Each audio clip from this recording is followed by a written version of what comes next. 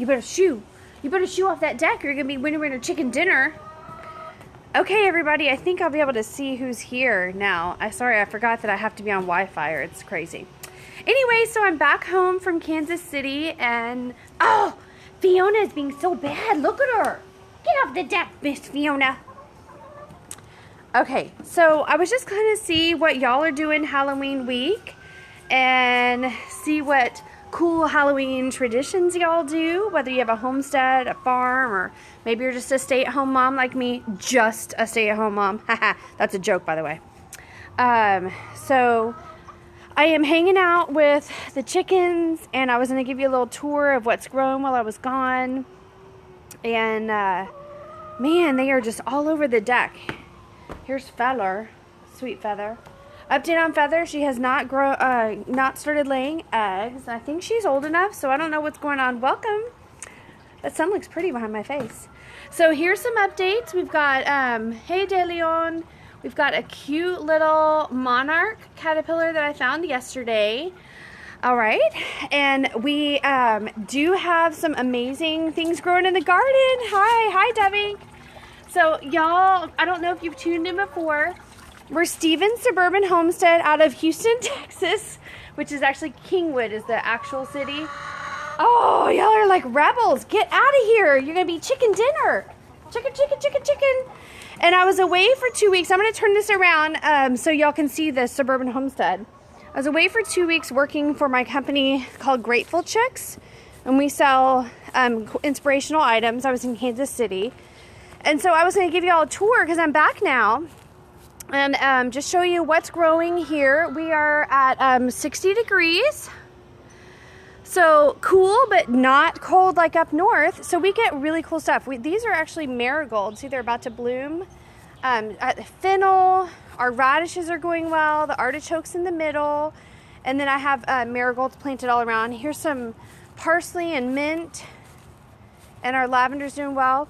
We had 10 inches of rain here while I was gone in 2 days. Oh, yeah, 10 inches in 2 days. So it was a little crazy. But what it did was it really set our garden for the winter. So we still have a few passion fruits. They're a lot smaller now than you may remember. Y'all are welcome to go to YouTube and look up Stephen's Suburban Homestead if you want to see some of our cool homestead videos. This is not an instructional. It's just kind of a tour. So here's our broccoli. If you saw the video, oh, actually I can show you. Like for some reason that one broccoli there is about the original size. And look at, so there must be something wrong with that dirt there. Or it's a little small guy. Okay, oh, I forgot there's ants over here. I'm actually stepping in an ant bed. Great. When I got back, there was ant beds everywhere. Does anybody else have a garden? Y'all out there, go ahead and give me a comment. Let me know if y'all have a garden or if you grow herbs, or I don't know what part of the country you're from either. Here's our squash. I don't know if they're going to take, but they sure do look pretty and they're great for bees. So I might be too late on it. The other thing that we do here, sometimes we don't plant things just to eat. I mean, that's our main goal. But I'm trying to see if you can see that watermelon in there. It's right back there on that fence. We sometimes plant things that partner. Hey, the Dallas! Hey, I did my nails. You missed it. Anyway, sometimes we plant things like in partnership. So there's there's our marigolds, and we put them, either for bug control or we put things out that will be good pollination partners, I guess is maybe how you say it. We have about 7 watermelons growing. Super excited about that. The sweet potatoes, I'll probably harvest this and I may film if it turns out good. All of our stuff is growing so well. So if anybody has a garden, I'd love to hear what you chose to plant. I know it depends on what part of the country you're in. Now this looks like a hot mess because the last hay we got from Tractor Supply the last straw had obviously a bunch of grass seeds. Thanks, they're sloggers. They're a little dirty. I actually have some cool sloggers that are boots for when it gets really cold, and they have chickens on them. Can you imagine that? Anyway, the cauliflower's doing well. We have the red cabbage over there. Chickens want to say hi to y'all. Shout out to Dallas.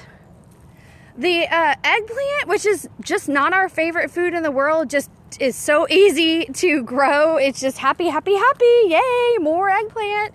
We've got the purple ones, and then we've got white ones. Let me see if I can pull this little white one out. Oh, ow, they spiked me. There it is. But we've learned to like them well enough, and we eat them. Okay, so over there, super hard to see, right against the fence, that is actually parsnips. Grandpa loves parsnips, so I'm gonna hopefully be able to grow them.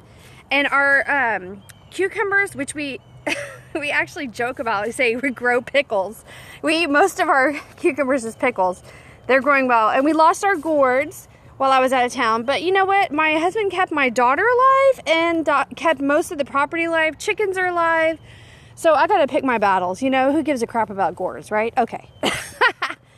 Okay, so we have more radishes. If you tuned in, again, you can go to YouTube and look.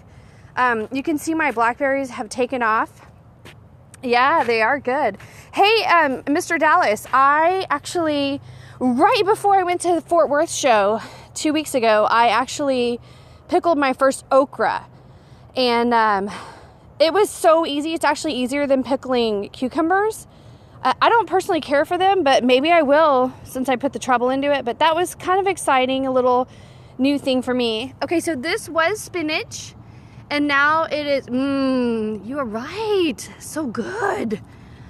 This is all weeds, so Mama lost the fight here, and I'm just gonna we're actually gonna open this whole space up, because the figs also, even though they grew, this is a thing where sometimes when you have fruit trees, they'll grow the first year and they may even fruit, but the fruit never ripened. And so we'll let the birds eat these for now because they're not good for human consumption. And we'll open this up and then the chickens can kind of eat all those weeds, which would be a delight. It's still monarch season. I thought for sure it would be done. And I guess it's just that we're so far south. So look, I still have lots of fun flowers and look, lots of fun seed pods. So I'm going to later try to see if I can save those seed pods for next year because I don't really want these everywhere. I like to keep them confined so I can keep a track of the butterflies. And then here is what looks like a hot mess, but look on this side, I just weeded. All of our garlic is growing. Yay! We got these to grow again. We got the red shard. Oh, thanks. Hey, there's the red shard. And we have onions. They're hungry.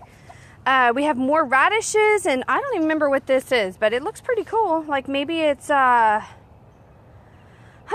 think it's cauliflower. And then we have a volunteer watermelon that we're just gonna let grow a little bit, and then I'm gonna pull it out because it'll take over.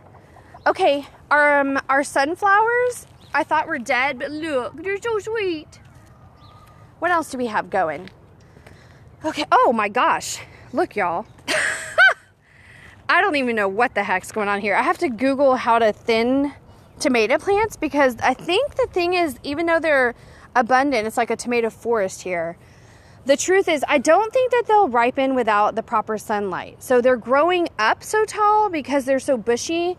And since I was gone 2 weeks, again, I got to pick my battles. But you can see, okay, thanks, Dallas. I'll see you later.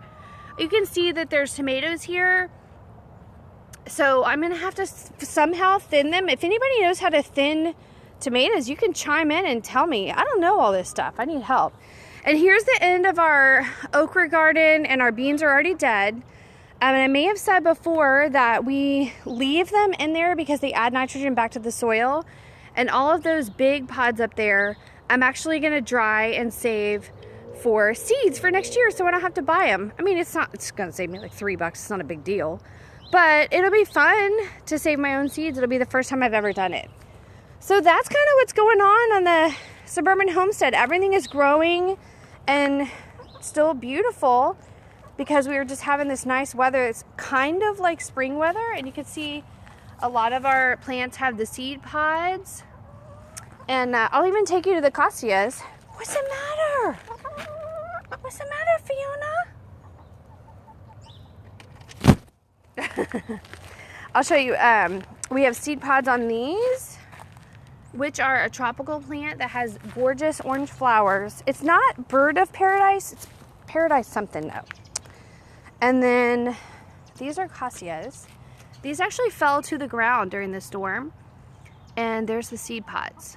And they actually will drop the seeds and make new cassia plants. And we are going to line that fence over there. See how pretty sun it gets? We're going to line the fence with cassias next year. It's going to be gorgeous. Okay, thanks for tuning in for the update. And I'll do specific videos later. I have some cool stuff growing in my window. I got to think about dinners this week.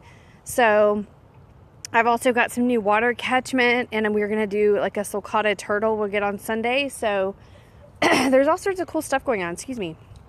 Talk to you later.